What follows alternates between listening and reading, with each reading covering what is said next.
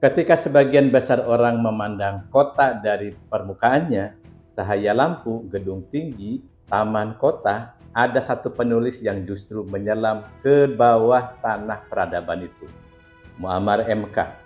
Nama yang membuat publik terbelalak sejak Jakarta Undercover pertama kali terbit. Ia bukan sekedar penulis, bukan sekedar wartawan. Ia adalah orang yang berani masuk ke ruang sosial yang tidak pernah kita bicarakan. MK tidak meneliti dari jauh. Ia duduk bersama objeknya. Ia ikut berada di klub malam, hotel, lounge, ruang VIP, transaksi gelap yang hanya dibahas lewat kode. Ia mengamati, mendengarkan, mencatat. Seorang etnografer urban. Ia tidak mengadili subjeknya. Ia hanya membukakan mata masyarakat bahwa ada realitas lain di kota besar. Realitas yang tetap hidup meskipun kita berpura-pura tidak melihatnya.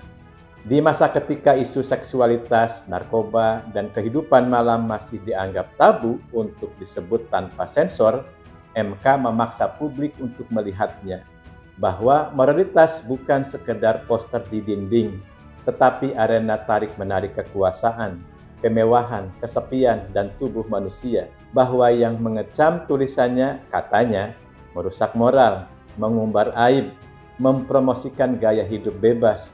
Tetapi kemarahan terbesar bukan karena cerita itu tidak benar, tapi justru karena cerita itu terlalu benar.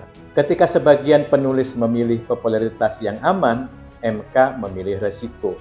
Ia menulis yang orang tahu tapi tidak berani bicara. Ia membuka dunia yang selama ini tersembunyi di balik lampu gemerlap ibu kota. Ia memperlihatkan bagaimana seksualitas, ekonomi, kapital, dan kelas sosial yang saling menunggangi, dan bagaimana tubuh menjadi komoditi yang paling laku dalam kapitalisme urban. Apakah ia kontroversial? Ya.